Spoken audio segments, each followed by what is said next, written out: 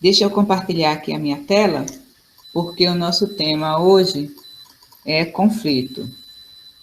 Conflito, limites, como lidar.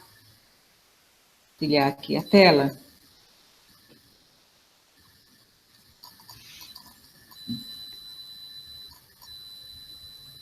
Para começar a tratar de paz e conflitos. Bom, então, esse é um temaço, né? Como gerenciar conflitos, como manejar o conflito. E essa é uma grande dificuldade que nós temos e que nos dificulta muito na vida, porque a gente, por vezes, não sabe se colocar dentro do conflito e acaba assumindo coisas que não são nossas e vice-versa. Né? Existem também as pás que a sua dificuldade com o conflito vem de outro nível. Ao invés da dificuldade de se expressar, tem a dificuldade de controlar a sua expressão. Porque tendem a fazer o que eu chamo de perder-se dentro da energia do conflito. Então, é isso que a gente vai trabalhar hoje, né? Dentro do... não o conflito de forma genérica, né? Mas o conflito para as pás. O que o conflito traduz para a gente e por que o conflito nos assusta tanto, tá? Então, a primeira questão que é importante a gente entender é que conflito é estresse. Então, tudo que a gente tratou com relação ao estresse, com relação à saturação, com relação ao excesso de estímulos, né? Com relação à nossa facilidade para entrar numa espiral descendente e chegar ao ponto de bloqueio, tudo isso o conflito traz à tona. Quer dizer, o momento do conflito, o momento de emoções muito desencontradas, o momento em que você está vivendo suas emoções de forma muito intensa, né? E a emocionalidade é uma característica central do traço, mas é também um momento em que a outra pessoa está vivendo de forma muito intensa. Além disso, além do clima emocional, tem as questões físicas, e se houver, por exemplo, se houver gritos, e com tudo isso é extremamente conflitante para a gente. Então, isso tudo faz com que uma paz, num aspecto de conflito, simplesmente possa desligar e entrar no ponto de bloqueio. O conflito é algo que é hiperestimulante e leva exatamente ao que a gente falou quando falou de estímulos e quando falou de estresse, que é a inibição transmarginal, ou seja, chega um momento em que você simplesmente desliga. A outra pessoa está falando, você está registrando o som, por exemplo, mas você não consegue mais captar o que ela está dizendo. Isso durante um conflito. É como se você não entendesse mais o significado das palavras. Ou então você não consegue dizer o que você quer. Você ou se paralisa ou não consegue se expressar no meio de uma discussão. Então, essa é a primeira coisa que é importante saber com relação às pás e a forma como nós lidamos com o conflito. O conflito é hiperestimulante, o conflito é um nível de estresse muito alto. E uma das primeiras reações que uma paz pode ter é a reação de bloquear-se, não ser capaz de atuar, né? A pessoa, por vezes, parece que não está dando a devida atenção ao que está acontecendo, e, por vezes, a pessoa com quem a gente está interagindo durante o conflito fica ainda mais irritada, porque você não responde, mas muitas vezes uma paz entra num ponto de bloqueio, por conta do aspecto hiperestimulante do conflito. A outra possibilidade para uma paz, também muito comum, é que a gente entre no que eu chamo de implosão com relação aos conflitos. As pás costumam ter muito medo de expressar-se, né? E com isso há uma tendência a acumular o ressentimento. Então, é muito comum o tipo de paz que aparentemente não é uma pessoa de conflito, que é uma pessoa conciliadora, que é uma pessoa que sempre cede a razão ao outro, uma pessoa que não impõe suas necessidades. Quer dizer, essa é uma paz com extrema dificuldade de se expressar e que tende a acumular ressentimento. Ela acumula, acumula, acumula e depois sai por aí destilando veneno, através de uma prática que, infelizmente, é muito comum entre nós, que é a da agressão passiva. Que é quando a nossa tão celebrada empatia e preocupação com o outro se transforma no seu lado sombra, né? Quando você usa para fazer chantagem, quando você usa para fazer o outro se sentir mal, quando você sabe exatamente o que dizer para ferir o outro. Você não vai gritar, você não vai espernear, você vai simplesmente destilar um venenozinho naquele ponto específico, maravilhoso, que você sabe que vai ferir o outro. Então, essa é uma das possibilidades paz de reagir ao conflito e ao estresse causado pelo conflito. E a outra coisa que pode acontecer com as paz é explodir. Tem paz que não são tão pacíficas assim, e que, na verdade, atuam como se fossem tomadas pela energia do conflito. A pessoa explode, e, nesse caso, explode principalmente, em geral, porque já acumulou muita coisa. Então, acumulou, passou por cima e vai guardando, vai guardando, vai guardando, vai guardando, até que explode. Então, esta é outra forma de atuação das pás durante o conflito. É menos comum, mas acontece. Você fica acumulando não ditos, limites que você não colocou, limites que você não se permitiu colocar dentro da relação. Você começa a se sentir vitimizado, você começa a se sentir usado, e você vai guardando, até o momento em que você simplesmente explode, e por vezes a partir de uma coisa muito pequena, que deixa a outra pessoa completamente perdida dentro da relação, com a sensação de que está pisando em ovos, que você é alguém que não tem muito autocontrole. Agora, de onde surge o conflito? Né? O que nos leva ao conflito?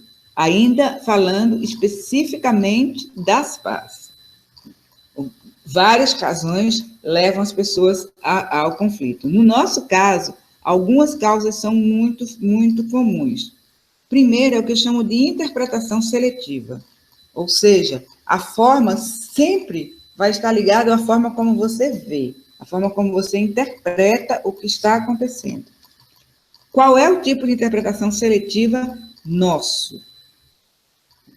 É quando a gente vê, nós pais, por conta da questão da autoestima, tendemos a ver toda e qualquer crítica como sendo um ataque, ou como sendo a prova de que a pessoa não se interessa por nós, não gosta de nós, não nos respeita, etc, etc, etc. Então, essa interpretação seletiva nossa se baseia em ver toda crítica como um ataque, toda crítica como um ataque à nossa identidade, já que a gente é perfeccionista e não tolera a possibilidade do erro, e toda crítica como uma expressão de desamor. Então, essa é uma das razões que leva as pás ao conflito. Uma outra razão, a ação dos sabotadores, principalmente o crítico e o perfeccionista. Ou seja, as nossas expectativas muito altas. A gente tem expectativas muito altas em relação a tudo que deve ser. A nossa casa deve ser assim, o nosso trabalho deve ser assado, os nossos colegas devem ser assim, os nossos parceiros devem ser também assim, os nossos filhos devem ser assim. Então, o crítico interior, que não apenas nos critica, mas critica também aos outros e as situações da nossa vida, nos leva a ter um repertório, assim, um rol, uma relação de como as coisas devem ser. E leva a que a gente fique muito inseguro quando elas não funcionam dessa maneira. Então, essa é outra das razões que costumam levar as pais ao conflito. Uma outra razão são as distorções cognitivas. As distorções cognitivas, elas são filtros que se interferem entre nós e a forma como a gente interpreta o mundo. Todos nós temos distorções cognitivas, mas algumas distorções cognitivas são mais comuns, de novo, entre nós. Uma delas, a filtragem. O que é filtragem? Filtragem é a tendência a se focar nos detalhes negativos e não dar a devida atenção a tudo que é positivo numa situação. Um grande exemplo de filtragem.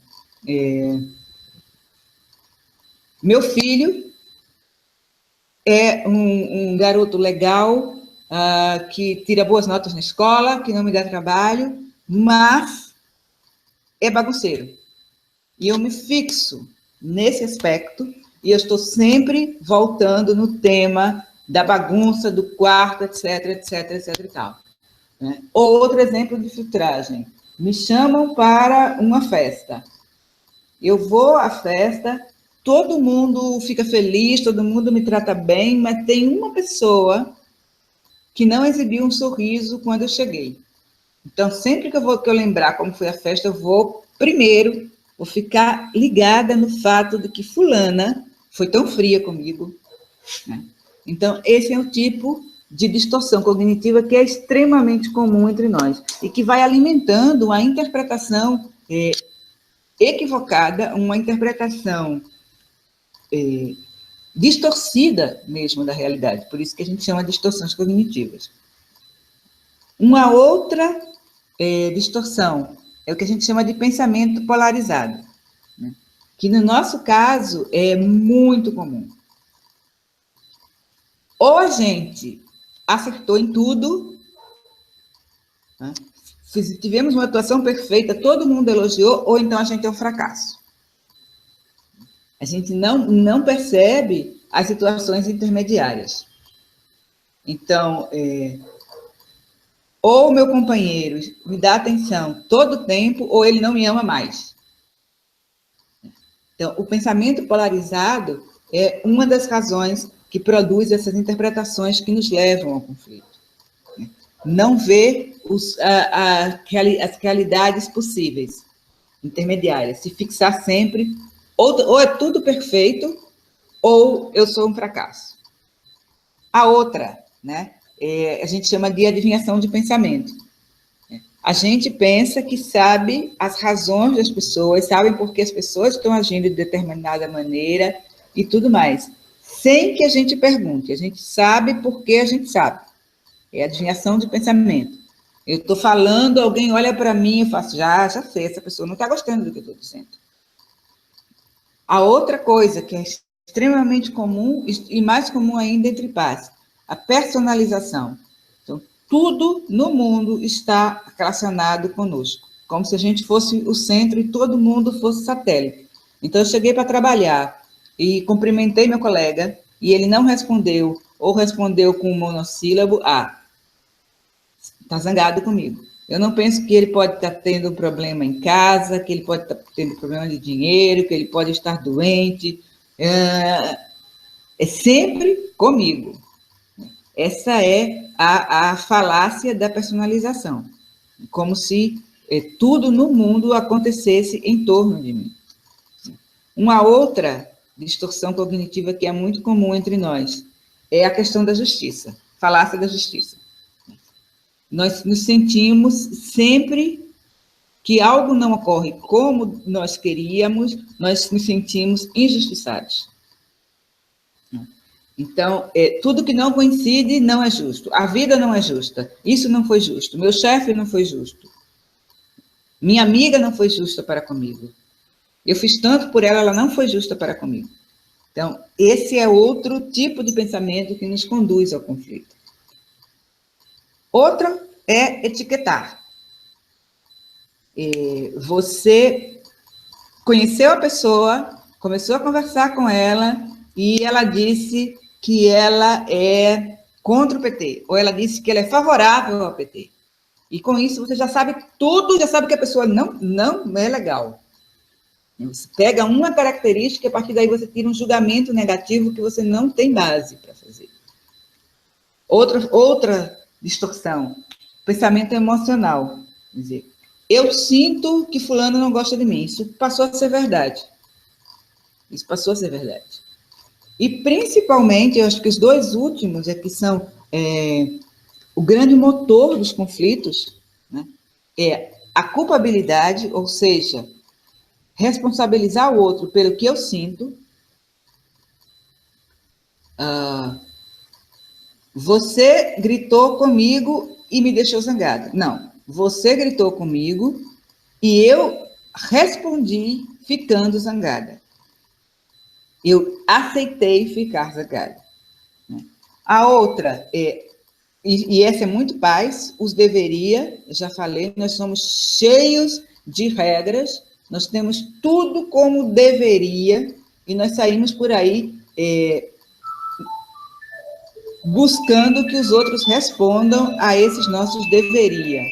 E sempre que isso não acontece, a gente responde muito mal. E, por fim, o ter sempre razão. Né? Buscar ter sempre razão. E querer provar o nosso ponto de vista a todo custo. Então, essas são questões, né, que tendem a levar ao conflito. Essas são questões que são sementes, né, que geram conflitos. Então, no nosso caso, a interpretação seletiva, que faz com que a gente busque sempre o aspecto negativo e relacione conosco pela nossa falta de autoestima. Os sabotadores, principalmente o crítico e o perfeccionista, que colocam o nível de expectativas muito alto. As distorções cognitivas, essas são as mais importantes. A própria saturação, nós estamos, mais emotivos nós ficamos, mais intolerantes nós ficamos, mais dificuldade a gente tem de lidar com questões. Uma outra coisa que nos leva ao conflito, a diferença de sensibilidade. Ou seja, nem tudo que eu sinto, por exemplo, como agressivo, a partir da minha alta sensibilidade, a partir da profundidade de processamento que eu tenho, a outra pessoa vai sentir como agressivo. Então, um tom de voz que para mim é agressivo pode não ser para o outro. E essa diferença, se ela não for percebida, se não tiver isso em mente, ela pode levar também a um conflito. E, por fim, o que eu chamo de expectativas e promessas. Quer dizer, nós pais também temos, e não apenas nós, a tendência a considerar promessas que não foram explicitadas. Né? A gente coloca uma expectativa e espera o retorno dela. A gente não checa se o outro está no mesmo nível, na mesma vibração que nós, está compreendendo a coisa da mesma maneira. Com as pais, o que costuma acontecer é o seguinte: eu faço tanta coisa por você que eu tenho a expectativa da reciprocidade no mesmo nível que eu fiz. Afinal, você deveria me dar de volta. Então, nem sempre você pediu, nem sempre o que eu lhe dei era o que você esperava, e muito menos você percebeu que aquilo lhe comprometia a me responder e me responder da maneira X.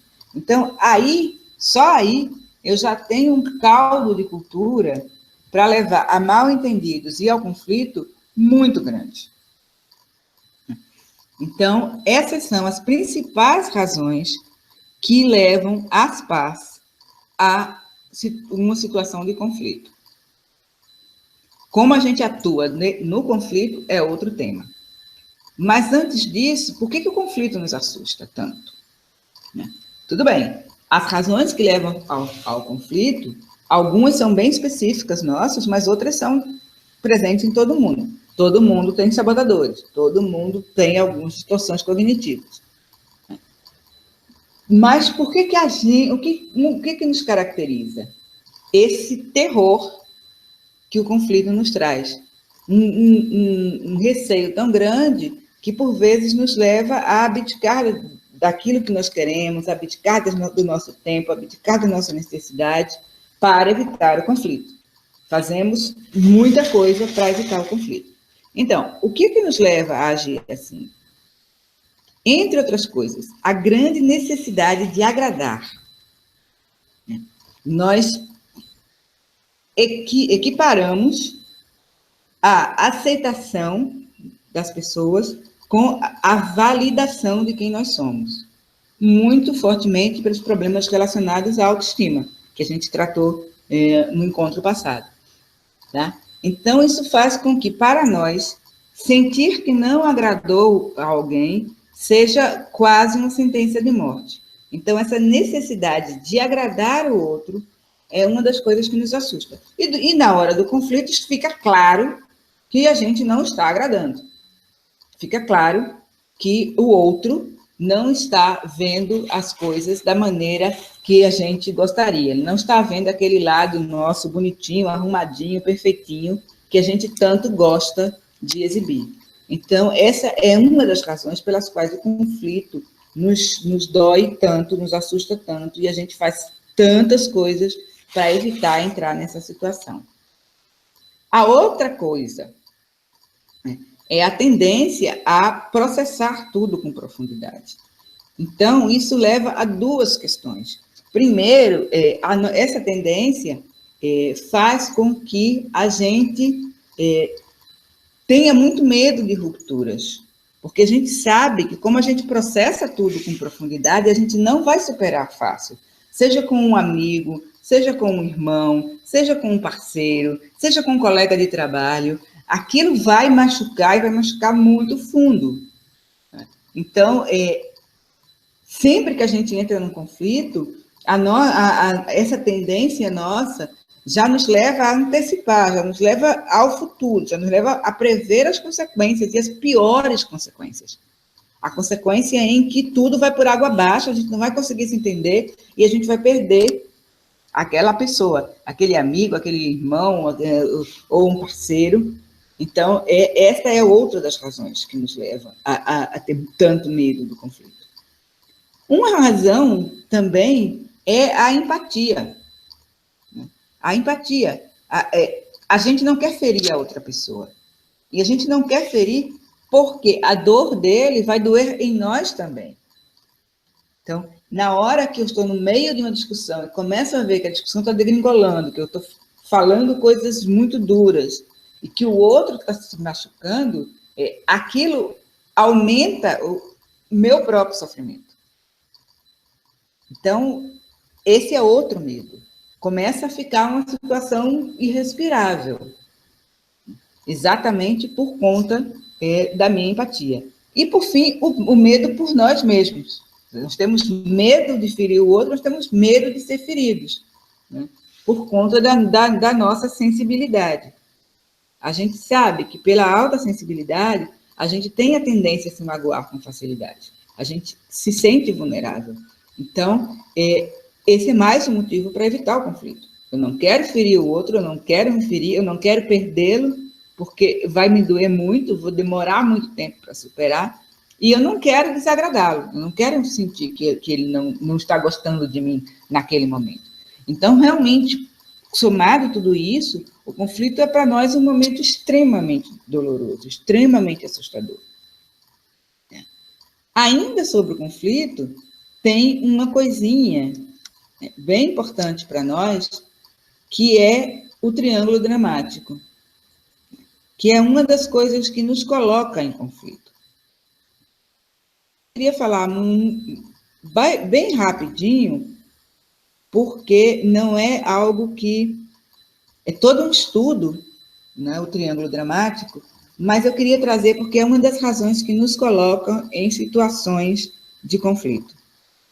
O triângulo, basicamente, ocorre entre 3 papéis: a vítima, o salvador e o juiz. Tá? esses três papéis, por vezes, se alternam. A gente, por vezes, pula de um para o outro. Muito tipicamente, as pás costumam entrar no triângulo dramático pelo papel do salvador, né? O salvador é um resgatador de todo mundo, né? É aquele que, sempre que as pessoas têm um problema, podem procurá-lo, porque ele vai sempre ajudar, né? Ele ajuda todo mundo que pede, e às vezes ajuda também quem não pede. Antes que a pessoa peça, o Salvador já chegou, né? Quem poderá me defender? É o Salvador. Então, ele já chega dando tudo que a pessoa precisa, do ponto de vista dele. Quer a pessoa peça, ou por vezes quer ela nem peça. Quem é que o Salvador salva? A vítima. A vítima é também uma vítima quase profissional. Ela sempre se queixa, ela sempre tem problema, o mundo sempre é injusto com ela precisa de mais apoio do que todo mundo, ela está sempre enrolada, ela sempre precisa que alguém venha salvá-la. Então, esses dois, o salvador e a vítima, são um casal simbiótico. As pás costumam entrar muito pelo papel do salvador. Então, o que acontece? Eu tenho aquela amiga que sempre tem problemas. Ela tem problema de dinheiro e eu empresto. Ela tem problemas para chegar no trabalho e eu dou carona. Ela tem problemas para ter alguém que cuide do filho dela, porque a babá nunca vai, e eu cuido. Então, essa é a dinâmica salvador e vítima. O que costuma acontecer? O salvador, ele sempre sabe como os outros devem sair dos seus problemas. Só que a vítima, ela não quer sair dos seus problemas. Ela quer ser sempre ajudada. Então, o Salvador ajuda e começa a dar orientações. Faça isso, faça aquilo outro. Só que a vítima não tem interesse em fazer nem isso, nem aquilo outro. Se ela tivesse interesse em fazer alguma coisa, ela começaria a sair desse lugar de vítima. Então, nesse processo, o nosso amigo salvador ou salvadora, a paz salvadora, transforma-se na paz condenadora, na paz juiz, né? Na paz perseguidora, tá? Que ela começa a acusar. Mas você não faz nada, você não quer sair, você é preguiçosa, você é isso, você é aquilo, você é desorganizada, você é uma gastadora. Então, ela muda de papel. Ela deixa de ser a paz salvadora para ser agora a paz juíza, a paz acusadora. Ou para ser a paz vítima. Eu faço tudo por esta pessoa e ela não me escuta, e ela não me dá valor, etc. Então, o triângulo dramático é uma grande entrada em conflitos. E a gente costuma ficar preso nesses papéis. Então, quando você sentir que você tem um conflito estabelecido com alguém, né? Não é uma discussão, é uma coisa recorrente, é algo que está sempre lá. Até você tenta e a outra pessoa tenta, bota um pano quente, faz de conta que está tudo bem, daqui a algum tempo volta por outro assunto, mesmo tipo de discussão. Olha com clareza, olha com cuidado, porque você pode estar enredado dramático. Você pode estar enredado nessa situação em que o conflito vira uma coisa automática que ocorre em função de papéis muito antigos, muito estabelecidos, e que as pessoas não percebem que estão jogando, que estão dentro desse jogo, que estão presos nessa rodada. Tá? Então, essa é a primeira questão que eu queria trazer. O que significa o conflito para nós e por que a gente entra tão facilmente na possibilidade do conflito, principalmente através do triângulo dramático, ou por que a gente teme tanto o conflito. Teme tanto e tenta tanto escapar dele. E as consequências de escapar dele. Então, essa é a primeira questão, né? O conflito para as paz e o que ele significa para nós.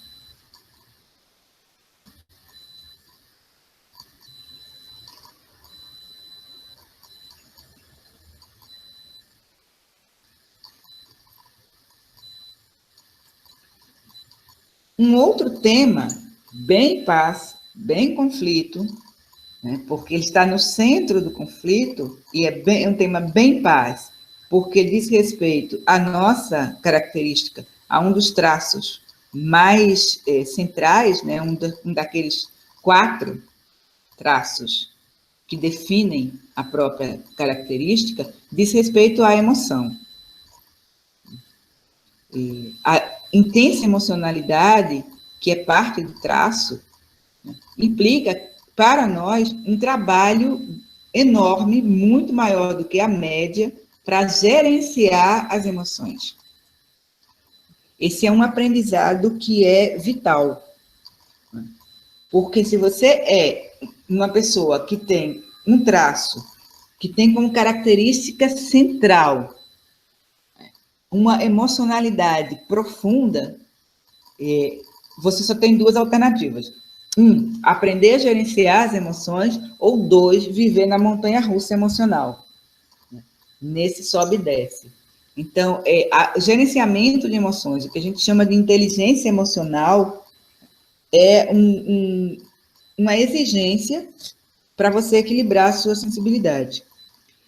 E, ao contrário do que pode parecer, o primeiro passo para gerenciar a emoção é não rejeitá-la. O primeiro passo para gerenciar a emoção é reconhecer a sua emoção. Aceitá-la, reconhecê-la como ela é. E reconhecê-la sem julgamento. A emoção não é boa, a emoção não é positiva ou negativa, tão New Age. A emoção é o que ela se apresenta. Ela é a sua resposta à interpretação que você está fazendo das circunstâncias que você está vivendo. Então, o primeiro passo para você lidar com ela é reconhecer. E reconhecer passa por alguns pontos. O primeiro ponto é exatamente você aceitar o que você sente. Aceitá-la, ter autoconsciência e observar. Observar o que é a sua emoção. Observar o que ela responde. Observar o que você sente e por que você sente aquilo. Esse é o primeiro passo, tomar consciência do que você está sentindo. E entender o que é que desencadeia aquele sentimento em você. E com isso, você freia a reação automática. Você começa a quebrar um padrão automático. Então, se eu estou dentro do triângulo dramático, né, e aquela pessoa que é a vítima me pede ajuda pela enésima vez e automaticamente eu vou dizer sim, então entenda o que é que lhe leva a dizer sim. Reconheça a sua emoção e tente observá-la de forma mais distanciada. O que é em você que é acionado na hora que essa pessoa chega. O outro aspecto que é importante para lidar com a emoção é aprender a testemunhar, aprender a olhar para ela como se você estivesse de fora. Por 5 segundos, se dê esse tempo para testemunhar a emoção. É algo mais ou menos como se colocar de um outro ponto de vista. A gente chama, por vezes, é o ponto de vista da testemunha. Se colocar 1 minuto fora da sua emoção. E, com isso, conseguir ter o tempo para respirar, o tempo para reconhecer, né? Sair do automático. Não entrar entre o gatilho da emoção e a sua resposta, criar um espaço que é o espaço da testemunha, o espaço que lhe permite ver o que está acontecendo e, com isso, tomar uma posição. O terceiro passo é responsabilizar-se. E responsabilizar-se no sentido de ter a habilidade em responder, responsabilizar-se. Ou seja, a emoção é sua, a emoção não é culpa do outro, não é Você fez isso e eu senti isso. Você fez isso, eu aceitei e me permiti sentir isso. Então, você sempre tem a possibilidade de escolher a sua resposta. Isso é responsabilidade. Se você escolhe responder de forma automática, você está abrindo mão dessa sua consciência e dessa sua responsabilidade. Isso é uma escolha.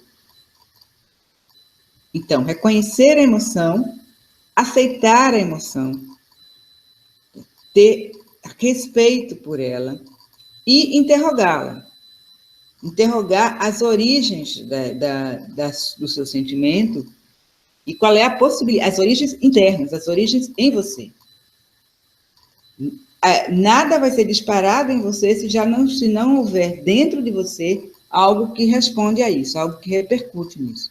Então, interrogar-se o que dentro de você repercute e interrogar-se sobre quais são as suas possibilidades de resposta. O outro ponto para trabalhar com a emoção é validá-la, ter autocompaixão. Como eu disse, a emoção não é certa, a emoção não é errada. A emoção é sempre válida em relação à interpretação que você está tendo. Então, se eu interpreto que o fato do meu companheiro chegar em casa atrasado para o jantar significa que é um descaso da parte dele, e se a minha emoção é recebê-lo com lágrimas e fazer uma cena, não há nada de errado nisso em relação à minha interpretação. Então, para trabalhar com ela, eu preciso desenvolver compaixão. Tá? Compaixão por mim, compaixão pelos meus sentimentos. O outro aspecto da compaixão é a emoção do outro. Da mesma forma que eu tenho direito a sentir a minha emoção, que ela é adequada, que ela é coerente com a minha interpretação, o outro também tem. Então, aceitar a emoção do outro, aceitar que é coerente com quem ele é e com a maneira como ele interpreta o mundo, né, é o outro aspecto importante dessa inteligência emocional. Reconhecer a emoção, aceitar a emoção, a minha emoção e a emoção do outro com compaixão. Aí a gente pode conseguir dar o terceiro passo, que é autorregulação, que é ter controle da emoção, dar direção à emoção. Não é reprimir a emoção, não é tentar suprimir a emoção. É dar a ela a chance de se expressar de uma forma que não seja a forma automática. E uma vez que eu aceitei que a minha emoção existe, eu estou com raiva, eu esperava que o meu amigo me defendesse diante do meu chefe, meu amigo não me defendeu, eu estou com raiva. Compaixão, aceitação da minha emoção, aceitação da emoção do meu amigo. Aí, a partir daí, eu posso pensar em como essa emoção vai se expressar de outras maneiras, que não seja a forma mais destrutiva. Tá? Então, esses seriam os passos para a gente gerenciar as nossas emoções. Os passos para a gente desenvolver mais inteligência emocional. Seria reconhecer, aceitar, analisar a nossa emoção diante do que acontece. Porém, para fazer tudo isso, eu necessito de criar um espaço entre o gatilho, preciso reconhecer quais são os meus gatilhos emocionais, o que é que dispara a emoção em mim, e ser capaz de criar esse espaço, a partir do testemunhar, ser capaz de criar esse espaço de escolha, esse espaço onde eu deixo de reagir no piloto automático e eu escolho como eu vou reagir. Então, sem isso, fica extremamente difícil aprender a lidar com o conflito. Porque se eu não sei lidar comigo, se eu não sei lidar com as minhas emoções, eu dificilmente vou conseguir lidar bem com o turbilhão de emoções que é uma situação de conflito.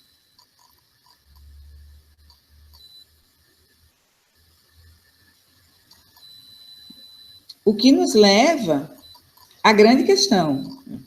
Tá.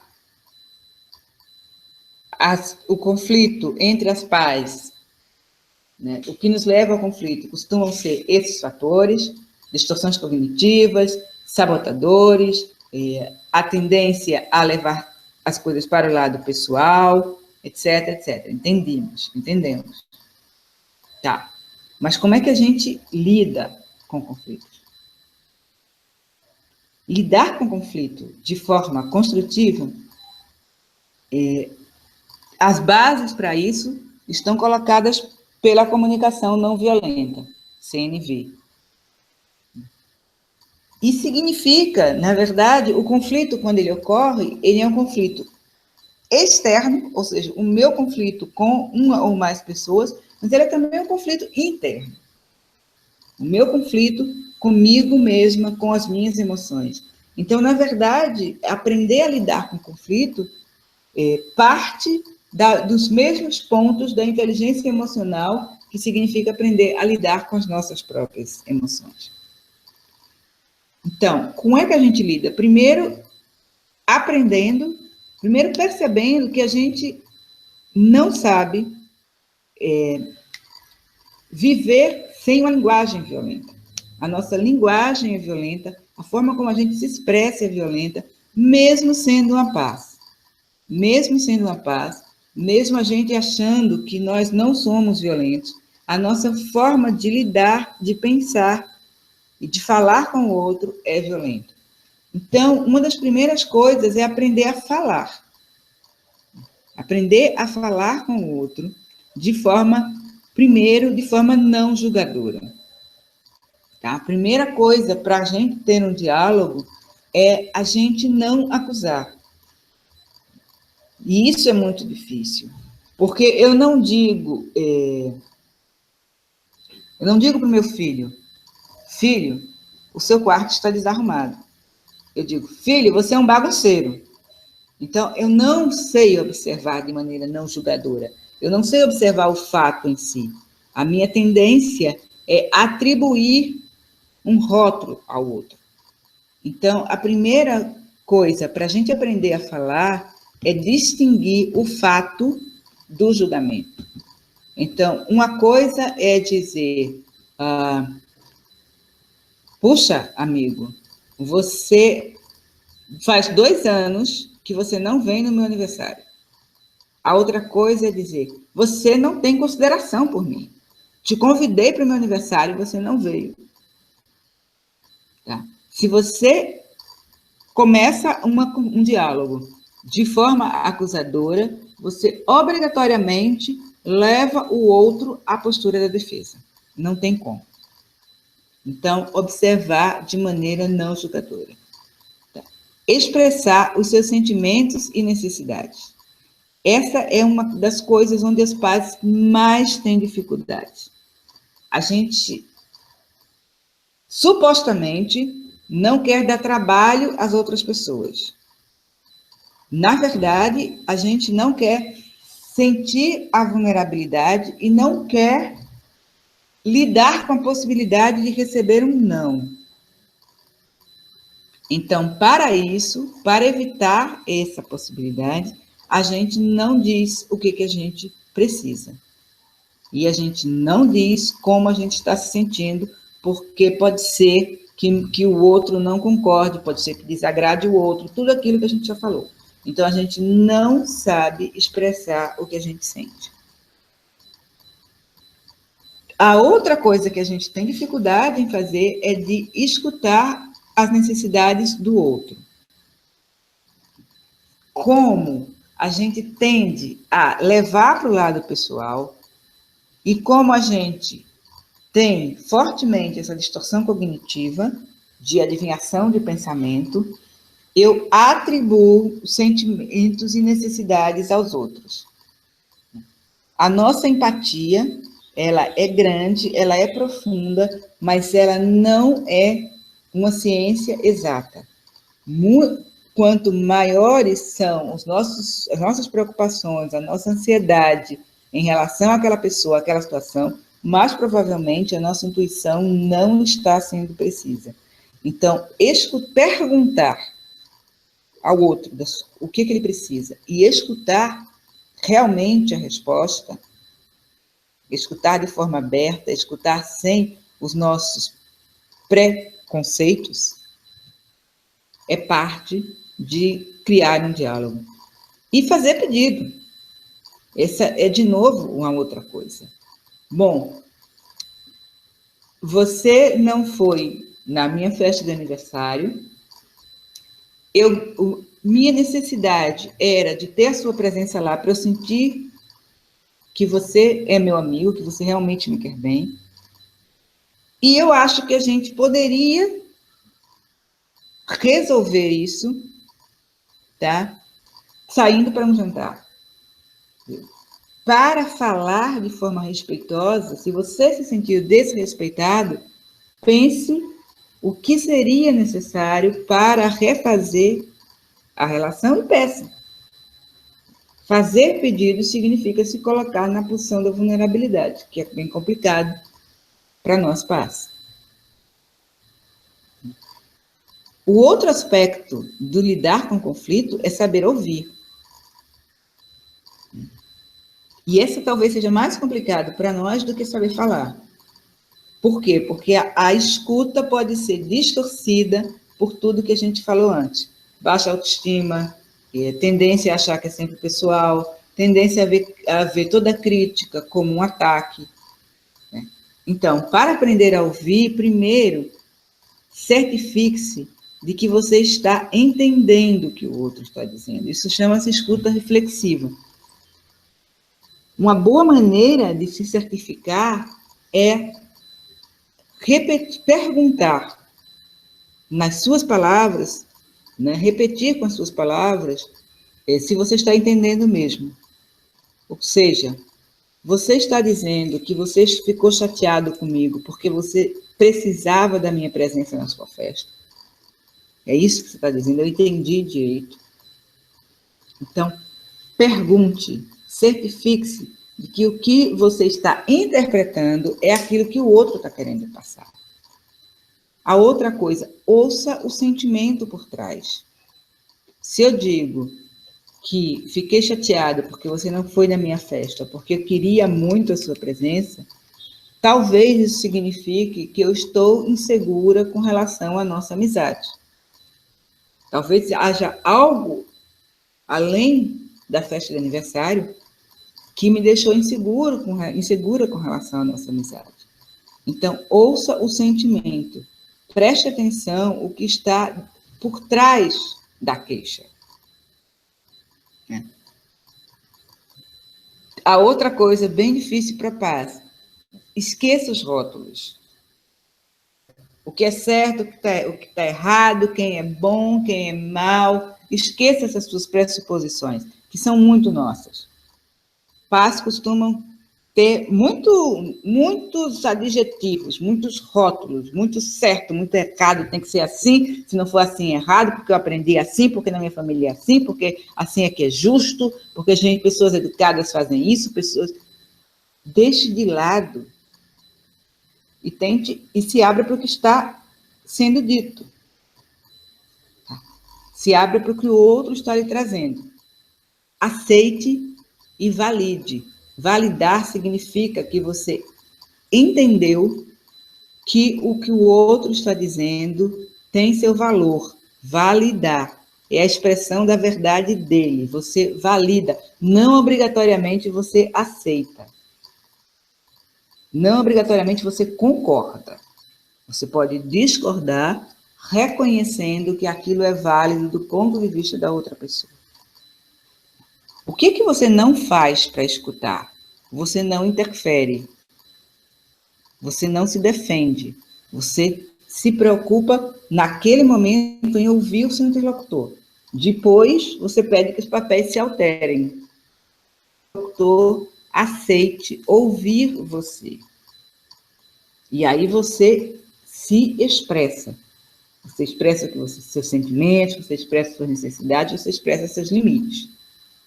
Então, esse momento em que cada pessoa sente que vai ser ouvida e vai ser aceita na sua verdade é o grande desarmador do conflito. É a coisa que impede que ele se torne uma bomba e faz com que ele se torne algo que revigora a relação. E a terceira coisa para lidar com o conflito é assumir a responsabilidade, a parte da sua responsabilidade. Voltando na história da habilidade em responder. Lidar com o conflito é assumir a responsabilidade pelos seus sentimentos. As situações externas são um gatilho, mas você tem a liberdade para reagir. É você que escolhe a sua reação. Então, o exemplo, eu bati em você porque você me provocou, é uma forma de abrir mão da sua responsabilidade. Na verdade, o mais próximo seria dizer, eu bati em você porque eu cedi à raiva, eu escolhi ceder à raiva diante do que você me falou. Eu teria a possibilidade de responder de forma diferente, mas eu escolhi responder desta maneira. A outra coisa que é parte da responsabilidade, não evitar o conflito. Evitar o conflito é a pior estratégia. Se você evita sempre o conflito dentro de uma relação, você vai se encontrar diante de duas probabilidades muito grandes. A primeira, o conflito vai explodir mais adiante de uma forma completamente sem limites, de uma forma, muito provavelmente, de uma forma destrutiva. Por quê? Porque ele foi crescendo enquanto ele era evitado. Ele foi inchando. As pessoas foram inchando. Então, a tendência é que ele ecloda mais adiante por algo muito tolo e de uma forma muito destrutiva. A outra probabilidade grande, quando se evita o conflito a todo custo, é simplesmente matar a relação. Você fica, então, somente com uma casca da relação, em que as pessoas são cordatas umas com as outras, mas elas são frias. Elas não têm mais emoção.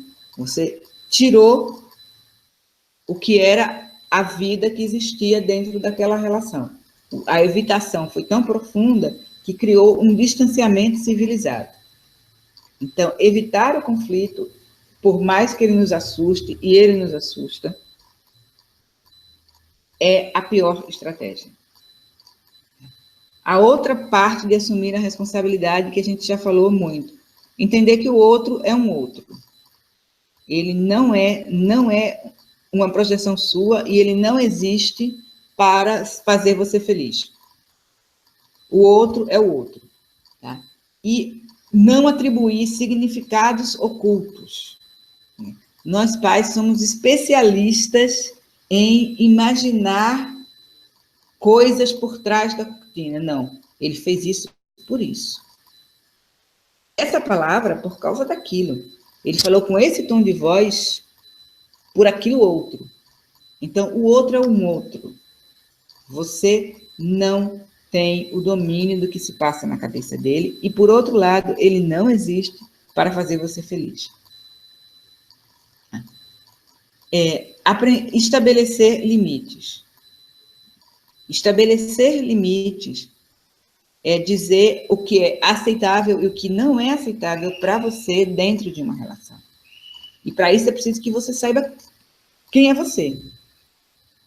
Estabelecer limites é o melhor antídoto para não se tornar ou para não se sentir vitimizado. Quando a gente não estabelece, as outras pessoas vão invadindo esses limites. Vão invadindo e você vai permitindo e vai se sentindo vitimizado, vai se sentindo usado, vai se sentindo desrespeitado e todos os usados possíveis. Quando já na raiz você não disse, olha, para mim isto eu não posso aceitar. Por quê? Porque fere a minha dignidade, porque me magoa, porque me machuca, enfim. Tá? Quem não estabelece os seus limites, permite e convida ao abuso. Então, estabelecer limites é algo que é um aprendizado dos mais difíceis. Parar com o padrão de culpa. Não se trata de quem tem a culpa. Se trata de como cada pessoa é responsável por si própria dentro de uma relação. Pensar em soluções ganha-ganha.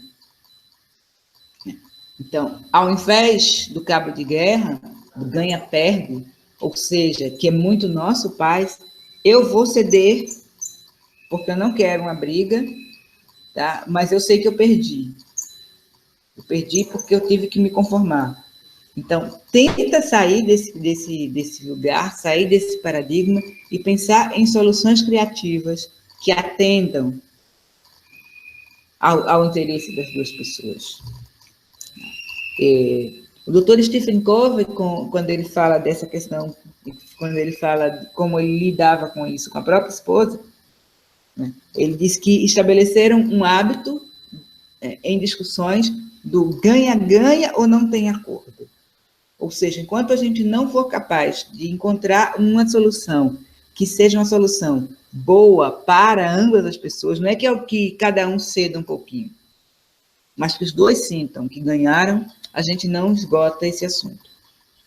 Isso isso muda a dinâmica, da dinâmica de tentar submeter o outro para a dinâmica de vamos trabalhar junto, vamos achar que uma quarta, quinta, sexta, centésima solução possível que seja um ganha-ganha. E, por fim, não alimente a mágoa e o rancor. Aprenda a expressá-lo. É uma das coisas que eu sempre proponho para as pessoas com quem eu trabalho, expresse a sua mágoa toda, por escrito. Numa carta escrita, no e-mail, no seu diário. Primeiro, expresse tudo que você sente. Depois, expresse isso num diálogo imaginário. Você está diante da pessoa e está num diálogo com ela. Depois que você fez isso, olha de novo, vê o que você expressou na tentativa de curar a relação, na tentativa de que as partes envolvidas aprendam com o conflito e que a relação se fortaleça, que saia melhor do conflito. E o que é que você expressou na tentativa de devolver a dor, na tentativa de ferir? Já que você me fez sofrer, eu vou te fazer sofrer também. Então, depois que você limpa tudo isso, você está pronto para o diálogo. Você está pronto para dizer, aí sim, qual é a sua necessidade, qual é o seu sentimento, o que é que te machucou, como você gostaria de ser tratado, tudo mais. Porque aí quando você consegue perceber que você está, neste momento, mais preocupado em construir uma boa relação, ou reconstruir uma relação como boa, do que em devolver a mágoa ou a dor que você possa ter sentido. Então, essas são as nossas ferramentas para lidar com o conflito. Essas são as ferramentas para escapar das duas armadilhas. A armadilha do engolir em seco, engolir sapo, até a hora que o sapo é você e o sapo explode, ou a armadilha de ser alguém tido como emocional, descontrolado, né, que atua como um caminhão desgovernado em situações de conflito. Quer dizer, aprender a gerenciar suas emoções, como o primeiro passo, aprender a equalizar os conflitos internos e aprender a se comunicar, aprender a falar, aprender a ouvir, sendo responsável por si próprio e pelas suas emoções. Então, era essa a questão hoje, né, para tratar, que era a questão do gerenciamento mesmo das nossas emoções e dos nossos conflitos. Então, eu queria ver quem é que tem questão para colocar aí no chat com relação ao conflito, com relação à sua própria experiência com gestão de conflito, com relação às dificuldades maiores que sentem como pais na gestão de conflito. Eu queria ver um pouco o que vocês estão pensando com relação a isso na vida de cada um.